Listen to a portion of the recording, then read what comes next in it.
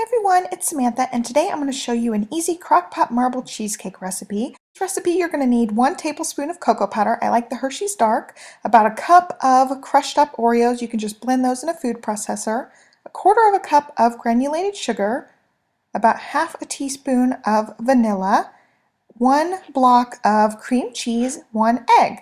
So I'm just going to put my mixer bowl on here, and then I'm going to blend up the egg, the cream cheese, the vanilla, and the sugar until it's nice and combined and creamy.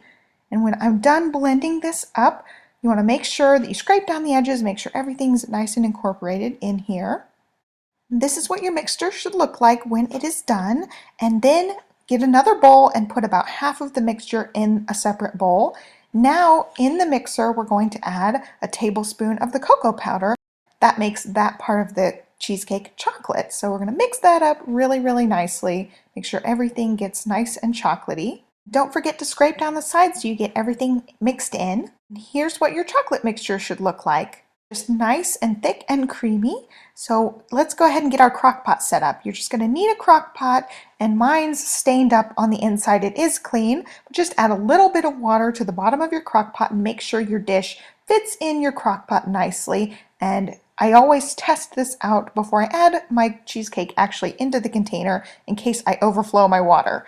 So to make the crust, now I got about a cup of crushed up Oreos and a tablespoon of melted butter. I'm just going to mix this up really well, and then I'm going to press this down to make my crust.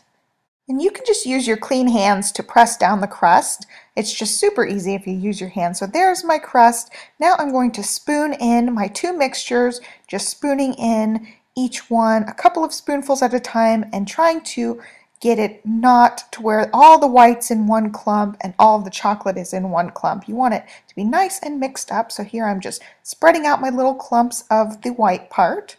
Then I'm going to do the same thing with the chocolate, just spoon in some, spreading them out a little bit, and I'm going to keep layering these until I get all of my mixture added into my dish. And as you can see, the chocolate's a little bit thicker than the white part because of the cocoa powder. So do this until you run out of both mixtures, and then it should look something like this. It's just all clumped in there. Now I'm using a knife just to go back and forth and swirl everything together. This is really when you get that marbling effect, so don't be afraid to run your knife through it. Just don't run it so deep down that you're getting into the crust layer.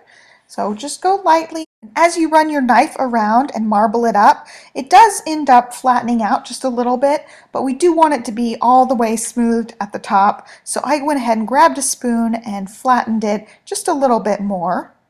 Then the top doesn't look quite as nice and marbled, but it will be nice and smooth and it'll cook even this way. So I went ahead and did it. Now the cheesecake goes into the crock pot on high for about 2 hours until the top is nice and firm, and sometimes the cheesecake will actually pull away from the sides of the pan, so you can watch for that too as a sign that it's done, but I've noticed that doesn't always happen. Now here is a look at the cheesecake when it comes out.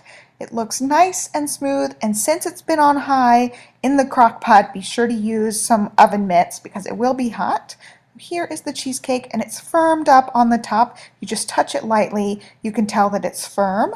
And then just let it cool for about an hour, and then stick it in the fridge for about an hour, and you'll have a nice little cheesecake. Now this is a small cheesecake, it's about 6 inches, and then the cheesecake itself is maybe an inch tall. You can definitely double or triple or quadruple the ingredients for the actual cheesecake part of it, depending on the size of your pan. I just like this size because it gives my husband and I a nice little treat for a couple of days, and we don't have a huge thing of cheesecake that we feel like we have to eat.